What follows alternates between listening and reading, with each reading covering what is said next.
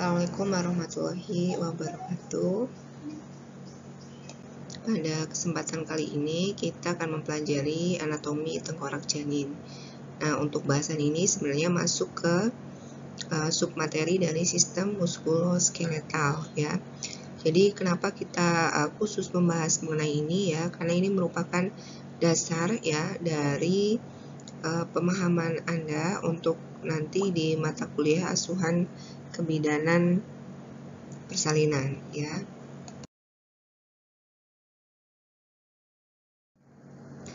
Nah, jadi untuk kepala janin ya bentukannya dalam panggul saat kehamilan dan proses persalinan. Jadi bagian kepala adalah bagian yang paling penting ya. Dia jadi bayinya itu sebagai passenger ya atau penumpangnya lah ya. Dan bagian yang paling penting itu kepala ya. Karena dalam persalinan ini dia perbandingan antara besar kepala ya dan luasnya panggul itu hal yang paling menentukan ya. Jadi posisi yang normal kan posisi kepala ya. Nanti kalau presbo atau presentasi bokong itu lain lagi pembahasannya. Tapi sekarang kita berbicara ke posisi yang normal, yaitu di mana kepala berada di bagian paling bawah ya, atau dia yang lebih dulu memasuki panggul ya. Nah, jadi asumsinya apabila bagian kepala ini dapat melalui jalan lahir ya, maka bagian-bagian yang lainnya ini dapat menyusul dengan mudah. Karena bagian kepala ini bagian yang paling besar ya, bagian yang paling sulit untuk dikeluarkan gitu ya. Maka bentuk dan ukuran kepala harus dipelajari dengan seksama untuk dibandingkan dengan bentuk ukuran panggul. Ya, jadi dasar anatominya ya itu harus Anda kuasai di mata kuliah anatomi fisiologi ya, sehingga nanti saat Anda mempelajari mata kuliah asuhan kebidanan yang berkaitan dengan ini Anda sudah gampang gitu ya. Kenapa saya tekankan di semester 1 gitu ya, karena banyak sekali mahasiswa yang dia sulit untuk mengikuti mata kuliah tersebut ya, katakanlah asuhan kebidanan persalinan, karena dia kurang menguasai ya untuk anatomi panggul dan kepalanya ya. Dan ini mata kuliah wajib dasar yang harus Anda kuasai ya. Nah, ini untuk anatomi tengkoraknya ya. Jadi bagian-bagiannya ya, ini yang dinamakan, sebentar saya berikan laser pointer biar semoga terlihat ya. Ini yang dinamakan os sphenoid frontanel ya. Ini jadi dia yang ini sebenarnya masuk ke sutura ya. Sutura itu bagian dari kepala yang masih bisa bergerak ya pada saat janin. Ini bagian dari sutura squamosa ya. Tapi ini tidak begitu kita pelajari ya, karena kurang berperan dalam proses persalinan ya. Kemudian kita ke os-osnya terlebih dahulu ya.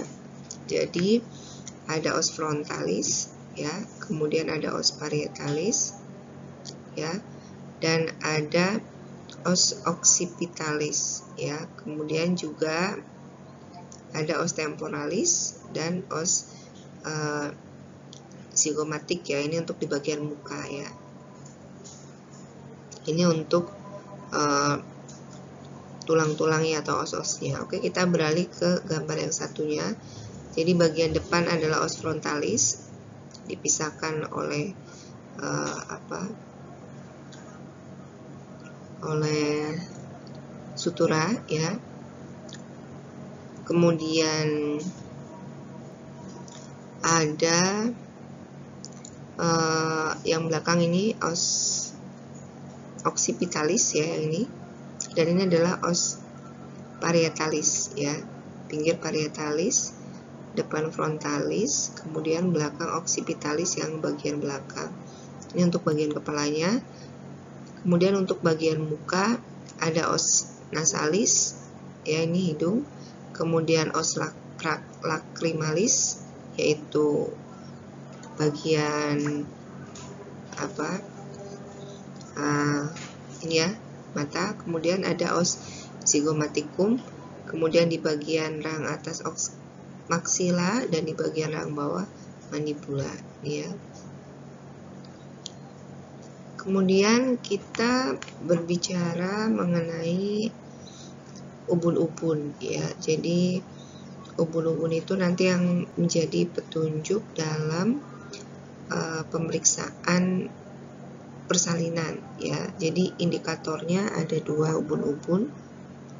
Yang pertama adalah ubun-ubun besar atau disebut dengan fontanella mayor atau juga disebut dengan fontanella anterior, ini ya. Bentuknya seperti ini.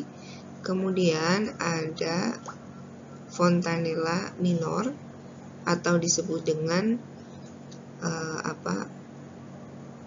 posterior fontanel, ya.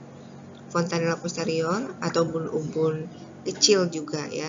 Jadi yang ubun-ubun besar bagian depan ini disebut anterior fontanel atau fontanella mayor. Yang belakang ini disebut posterior fontanel atau fontanella minor atau ubun-ubun kecil, ya, ini. Kemudian selanjutnya adalah sutura, ya. Nah, untuk sutura yang pertama ada sutura metopik, ya. Sutura metopik ini dia membagi 2 os frontalis, ya.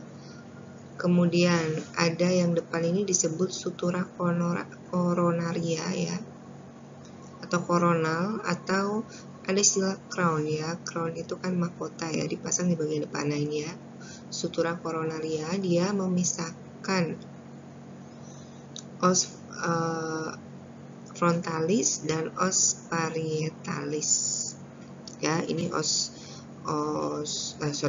sutura koronaria, ya. Kemudian ini yang memanjang disebut sutura sagittalis, ya. Ini sutura sagittalis, dan bagian belakang ini dia yang memisahkan os occipitalis dan os parietalis disebut dengan sutura lamboidea, ya. Oke, saya ulangi lagi. Ini bagian yang paling depan adalah sutura metopik. Kemudian bagian pinggir yang memisahkan os frontalis dan parietalis disebut dengan sutura koronaria. Kemudian yang membagi 2 os parietalis adalah sutura sagittalis, ya. Dan bagian belakang ini disebut dengan sutura lamboidea. Baik, sekarang kita lanjut ke bagian-bagian kepala, ya. Jadi tadi yang untuk tengkoraknya kan sudah saya singgung, ya. Muka juga sebenarnya sudah. Saya ulangi lagi. Ini untuk bagian muka, ya. Jadi di bagian muka ada os nasalis, ini ya, tulang hidung. Os nasalis. Kemudian ada os zygomatikum, ini ya, zygomatik, tulang pipi. Kemudian ada os maksila di rahang atas dan os mandibula rahang bawah.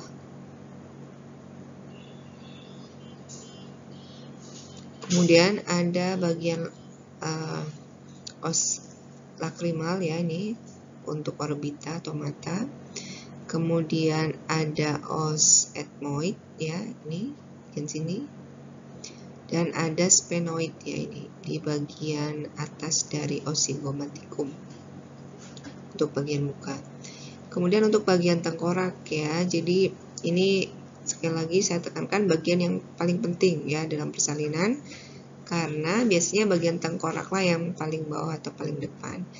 Jadi yang membentuk dari tulang tengkorak adalah yang pertama ada os frontalis, ini ada 2 buah, kanan dan kiri, ya. Kemudian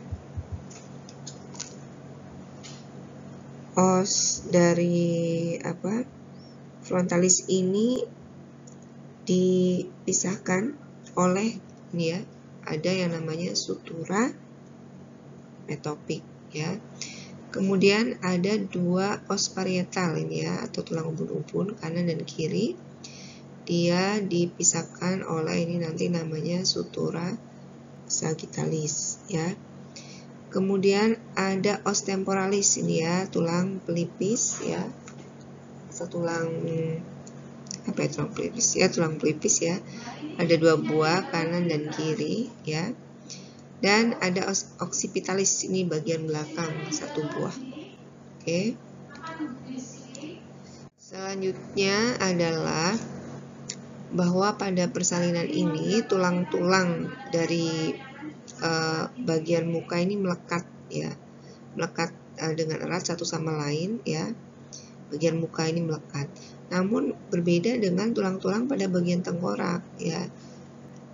Jadi ini agak lemah hubungannya, dia masih bisa bergeser ya, memungkinkan untuk penyesuaian dalam proses persalinan pertama. Kedua, masih bisa tumbuh berkaitan dengan peningkatan volume otak pada bayi ya. Jadi penghubung-penghubungannya ini disebut dengan sutura ya. Ini apa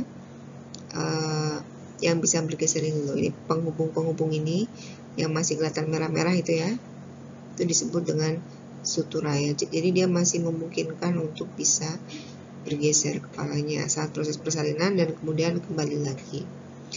Nah, antar tulang-tulang tersebut di atas nih ya, tadi terdapat serat tengkorak atau sutura ini yang pada janin memungkinkan pergeseran. Apabila kepala anak tertekan, maka tulang yang satu bergeser di bawah kedua tulang ubun-ubun. Nah, jadi kalau sutura ini itu bergeser ya, maksudnya tertekan ya karena menyesuaikan dengan jalan lahir ibu ya, dengan panggulnya atau jalan lahir ya, maka dia akan bergeser suturanya. Dia bentuknya seperti gerigi yang halus ya. Itu bisa bersentuhan ya, bergeser bersentuhan atau sampai tumpang tindih, tergantung seberapa besar tekanannya saat dia ada di dasar panggul ya. Nah, sutura dan ubun-ubun ini penting diketahui untuk menentukan letak kepala anak atau janin dalam jalan lahir ya. Baik. Jadi indikator ya dalam pemeriksaan persalinan untuk menentukan letak kepala itu adalah kita mencari suturanya dan ubun-ubunnya ya.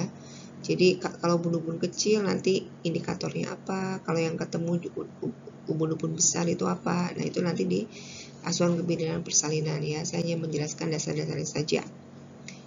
Oke. Nah, ini untuk sutura-sutura kepala, saya ulangi ya.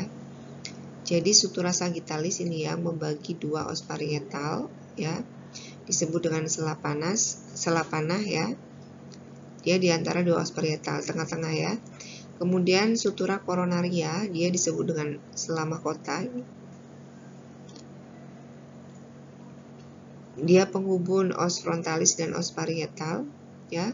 Kemudian ada sutura lomboidea belakang ini menghubungkan os occipitalis dengan os parietal. Dan ada satu lagi sutura frontalis ya, atau disebut juga dengan sutura metopik ya, tapi kita sering menyebutnya sutura frontalis. Dia membagi os frontalis kanan dan kiri. Oke. Nah, selanjutnya adalah untuk ubun-ubun besar ya, disebut juga dengan fonticulus major atau anterior fonticulus ya. Dia merupakan lubang dalam tulang tengkorak yang berbentuk segi 4 ya, dan hanya tertutup oleh selaput ya. Ini ada selaputnya, tetap tertutup kulit ya. Jadi ubun-ubun besar ini dia dihubungkan oleh 4 sutura ya. Yang pertama adalah sutura sagittalis, kedua sutura coronaria ya, kanan dan kiri, dan sutura frontalis. Ada 4 sutura. Jadi bentuknya menyerupai kepala panah ya, bentuknya berarti apa itu? Segi 4 atau belah ketupat ya, apa itu? Ya, pokoknya segi 4 tidak beraturan ya. Sudut depan yang runcing menunjuk ke bagian muka anak atau janin, sedangkan sudut belakangnya lebih tumpul. Ya, ini ubun-ubun besar ini dia pada saat bayi bisa berdenyut ya, dan ini menjadi indikator seorang bayi itu mengalami dehidrasi atau tidak ya. Jadi kalau misalnya terlihat cekung, teraba cekung, berarti kemungkinan dehidrasi. Tapi kalau bentuknya rata sama dengan tulang tengkorak di sampingnya, ya kemungkinan ya kondisinya memang baik gitu ya. Nah, kemudian untuk ubun-ubun besar ini dia akan menutup saat seorang anak atau bayi mulai usia 18 bulan sampai 3 tahun. Ya, ini berangsur-angsur menutup, tidak bisa diraba lagi denyutannya.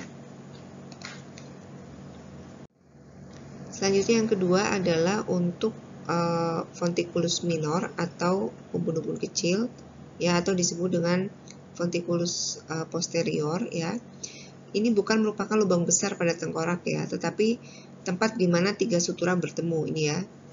Di belakang sini, ini kan yang depan fontanella mayor ya. Ini yang belakang yang kecil, ubun-ubun kecil, ya, pertemuan kedua sutura lamboidea kanan dan kiri dan sutura sagittalis.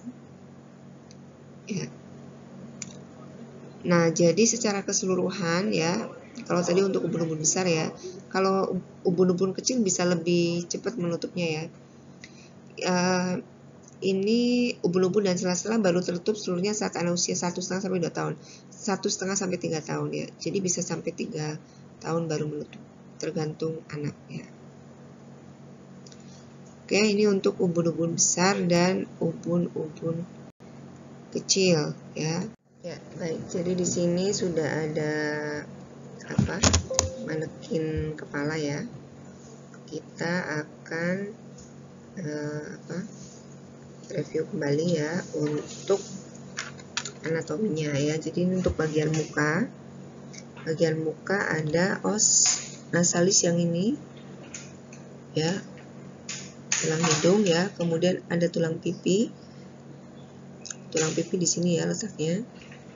Ada 2 kanan kiri, kemudian ada os maxilla bagian sini dan os mandibula bagian bawah ya. Kemudian ada os lacrimalis ini yang membentuk orbita atau mata ya. Itu jadi yang kita pegang ini ya untuk presentasi muka, nanti seandainya menjumpai bagian kepala tapi bagian muka. Nah, sekarang untuk bagian kepalanya atau os-os di kepalanya ya, ini sudah saya gambar, semoga kelihatan ya. Oke. Jadi ini yang dinamakan os frontalis ya.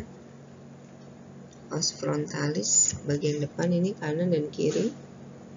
Kemudian ini os parietalis ya, kelihatan ya. Nah, oke. Ya, os parietalis sini kanan dan kiri. Kemudian ada os os temporalis ya, atau pelipis di sini ya, di atas telinga. Dan yang bagian belakang ada os occipitalis ya, indikator ya, sorry. Ini os occipitalis bagian belakang ya. Oke, ini untuk tulang-tulangnya. Sekarang ke suturanya ya. Jadi tadi ada beberapa sutura. Sutura itu yang menyambungkan bagian-bagian dari tulang tengkorak ya. Belakang dulu ya. Ini bagian belakang ada sutura ya, udah saya gambar. Semua kelihatan ini. Sutura lamboidea ya. Kemudian ini ya sutura utamanya yang membagi os parietalis kanan dan kiri disebut dengan sutura sagittalis ya. Kemudian bagian depan ya untuk kepalanya. Oke, ini disebut dengan sutura coronaria ya, setelah mahkota ada 2 coronaria. Tadi belakang lamboidea, kemudian ini yang disebut dengan sutura frontalis. Oke, ini untuk sutura. Kemudian yang terakhir untuk ubun-ubun ya. Jadi ubun-ubun ada 2, tadi ubun-ubun besar dan ubun-ubun kecil. Ubun-ubun besar disebut dengan fontanella mayor atau fontanella anterior, di mana dia dibentuk oleh 4 pertemuan sutura ya. Yang pertama adalah sutura frontalis, kemudian 2 sutura coronaria kanan dan kiri, dan satu lagi adalah ya, sutura sagittalis. Kelihatan ya? Oke, ini sutura sagittalis. Ya, nih. Ini untuk ubun-ubun besar. Kemudian untuk ubun-ubun kecil, ya, ini dia dibentuk oleh 3 sutura, ya. Itu yang pertama adalah sutura lamboidea kanan dan kiri, kemudian satu sutura mana nggak kelihatan, ulang-ulangi.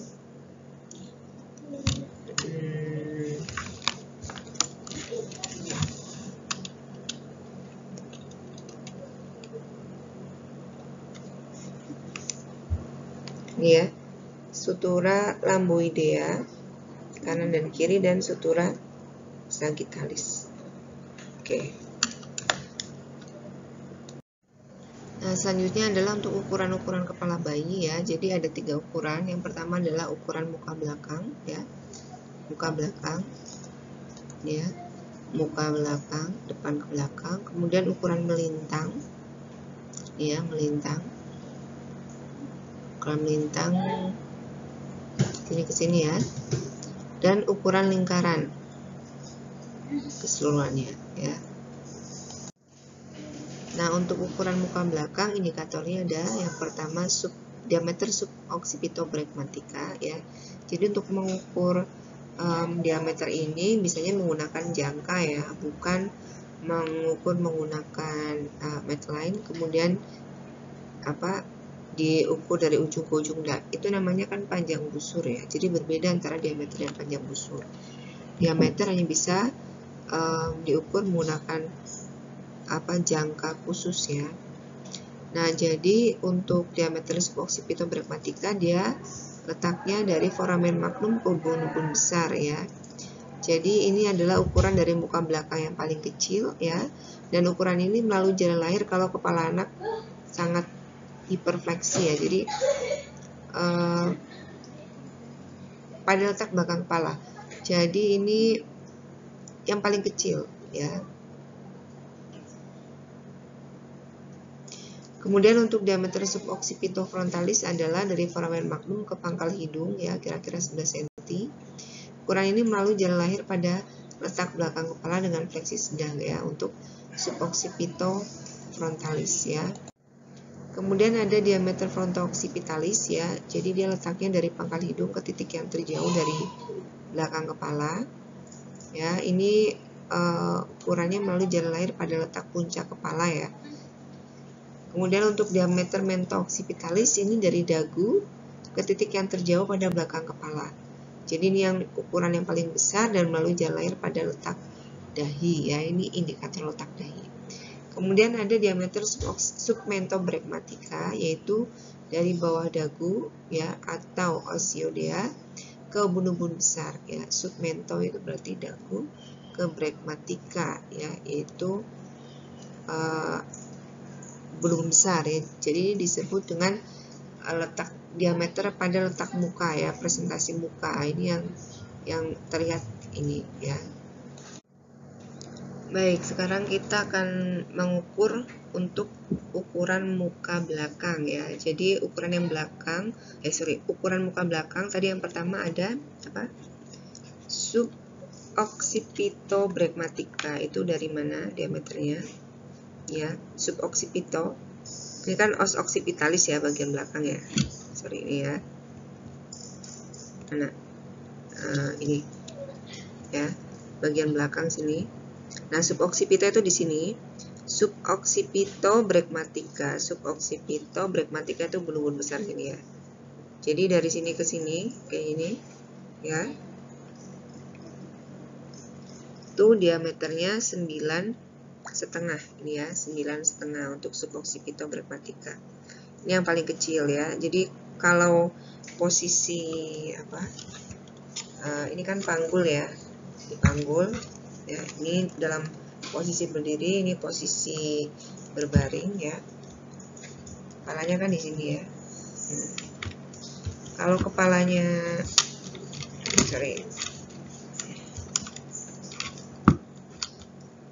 saat masuk ke sini ya, ini posisinya di bawah. Nah, dikatakan diameter occipitobregmatica, kalau tadi ini posisi kepalanya benar-benar fleksi ya. Jadi yang terlihat di atau bisa kita raba ya melalui vagina yang menonjol di serviks itu suboccipitobregmatica ya. Itu untuk diameter yang paling kecil pada saat kepala bayi dalam fleksi penuh ya, atau fleksi maksimal. Selanjutnya yang kedua ada suboccipitofrontalis ya. Jadi suboccipito tadi di mana? Di bawahnya os occipitalis ya, di sini ya. Di sini ya, suboccipitofrontalis ya. Jadi ini ya, pangkal hidung di sini ya. Os frontalis di sini ya. Diameter pada diameter puncak kepala ya, ini. Dari sini ke sini kelihatan kan saya? Dari sini ke sini. Dari sini ke sini ya. Kira-kira diameternya adalah 11 cm ya, ini ke sini. Ini untuk suboccipitofrontalis. Kemudian selanjutnya ada diameter frontoccipitalis ya. Frontoccipitalis. Frontoccipitalis itu dari os frontalis ke os occipitalis di sini di belakang. Ya, ini ya. Kelihatankah? Oke, sini ya. Sini ke sini. Oke. Kira-kira diameternya 12 cm ya. Kemudian ada diameter mento occipitalis ya. Mento itu ini dagu ya, mento. Sini dagu ke occipitalis sini ya. Ini pada letak muka ya, sini ke sini. Dari sini ke sini ya. Untuk diameter mento occipitalis ini ke sini. Kira-kira 13,5 ya. Ini pada letak dahi ya, bisa letak muka, bisa letak dahi, tapi ini yang paling menonjol untuk letak dahi ya. Ini yang paling besar dan ini paling sulit untuk keluar kalau presentasi kepalanya submento occipitalis ya. Kemudian ada submentobregmatica ya. Submentobregmatica itu pada presentasi muka murni ya. Jadi yang terlihat itu mukanya, full muka. Submento di sini. Kemudian frontalis itu berarti masuk ke ubun-ubun besar ya, di sini ya. Ya, di sini. Itu diameternya 9,5 untuk presentasi muka, yaitu diameter submentobregmatica. Nah, untuk submentobregmatica kalau posisi janinnya tengkurap ya di perutnya ibu, dia tidak bisa lahir normal. Tapi kalau presentasi muka letaknya melumah, itu dia bisa lahir normal ya. Analoginya seperti kursi ya, kursi panjang itu yang melewati sebuah lubang yang diameternya terbatas. Saya rasa untuk berkaitan dengan itu nanti dijelaskan di asal kebidanan persalinan ya. Saya jelaskan dasar-dasar saja. Ini jadi tadi submentobregmatica untuk presentasi muka diameternya 9,5 cm. Ya, ini untuk ukuran muka belakang. Ya, untuk ukuran melintang ini yang pertama ada diameter biparietalis ya, di mana dia mengukur dari os parietalis kanan ke kiri ya, atau antar kedua os parietal. Panjangnya adalah 9 cm sampai 9,5 ya. Ini pada letak belakang kepala. Ukuran ini melalui ukuran muka belakang dari pintu atas panggul ya. Nanti kita bicarakan tentang ini ya di anatomi panggulnya. Kemudian ada diameter bitemporalis, di mana dia jarak terbesar antara sutura koronaria kanan dan kiri. Ya, bitemporal dari os temporalis ya. Pada letak defleksi, ukuran ini melalui conjugata pera ya, untuk ukuran muka melintang, diameter biparietalis dan diameter bitemporalis. Nah, untuk yang terakhir adalah berkaitan dengan ukuran lingkaran kepala ya. Jadi ada 3. Yang pertama circumferentia suboccipitobregmatica ini ya. Suboccipitobregmatica yaitu lingkaran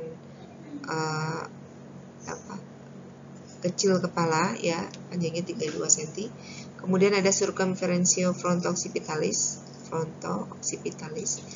dari os frontalis ke occipitalis, ini lingkaran sedang kepala, diameternya 34 cm. Dan kemudian ada circumferentia mento-occipitalis ya, dari dagu ke os occipitalis, ini yang paling besar ya, lingkaran besar kepala, diameternya adalah 35 cm. Nah, untuk selanjutnya adalah ukuran melintang dan ukuran lingkaran ya. Sekarang ke ukuran melintang terlebih dahulu. Nah, untuk ukuran melintang tadi ada diameter biparietalis ya. Jadi dari os parietal kanan dan kiri ya, sini ke sini. Kira-kira 9 cm ya. Kemudian ada diameter temporalis ya. Jadi dia yang terbesar antara os temporalis kanan dan kiri sini ya. Sini dan sini. Ya, kira-kira 8 cm ya, ada di sini. Nah, untuk selanjutnya adalah berkaitan dengan ukuran lingkaran ya. Jadi kalau lingkaran bisa diukur menggunakan Medline ya, dan ini nanti bisa diukur saat bayinya sudah lahir ya. Jadi untuk ukuran diameter itu hanya perkiraan saja ya, saat melakukan pemeriksaan persalinan hanya perkiraan gitu ya. Tapi untuk ukuran lingkaran ini bisa diukur saat bayinya sudah lahir ya. Jadi yang pertama ada suboccipitobregmatica, yaitu lingkaran ya, suboccipito dari sini, ini tengkuk ya, di atas tengkuk ya. Bregmatica tadi mana? Puncak kepala ya, sini. Nuhun ya, dari sini ke sini ya. Ini lingkaran yang paling kecil yaitu 32 cm ini. Bregma melewati bulu-bulu besar ya. Selanjutnya ada fronto-occipitalis ya. Jadi dari os frontalis ini ke occipitalis di sini belakang ya. Jadi melingkar ke sini. Os occipitalis, fronto-occipitalis kira-kira panjangnya 34 cm. Kemudian ada mento-occipitalis ya. Jadi dari dagu sini ke os occipitalis di sini ya. Jadi ini melingkar melewati telinga ya, melewati telinga balik lagi ke bawah. Kira-kira ini diameternya 35 cm pada ukuran kepala yang paling besar ya. Ya, saya rasa itu saja untuk pembelajaran kita kali ini ya, mengenai tengkorak kepala bayi ya. Terima kasih, selamat belajar, dan Assalamualaikum warahmatullahi wabarakatuh.